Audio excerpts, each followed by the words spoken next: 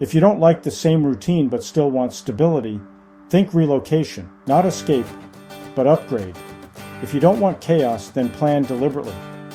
If you want freedom, then choose a place that fits the new you. Midlife relocation isn't about running away. It's about stepping toward what matters next. I'm Paul Burrows, and here's a fast roadmap to turning a midlife wobble into a relocation win. First, define what you want. Less commute, more nature, shorter mortgage. Write it down. Clarity beats nostalgia. Second, map the practicals: cost of living, healthcare access, community vibe, transport. These are the guardrails that keep reinvention realistic. Third, downsize smart, sell what drags you, keep what sparks joy and value. You'll save cash and energy. Think lighter, not lonely. Fourth, test it. Rent before you buy. Visit neighborhoods at different times. Plug into local groups online. Small experiments save big regrets.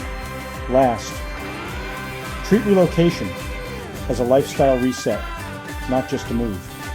Rebuild routines, new cafes, new friends, new hobbies. Give yourself permission to start over. Midlife relocation can be practical, thrilling, deeply freeing. If you plan with heart and head, want a checklist to get started? Head to burrows.com for the guide.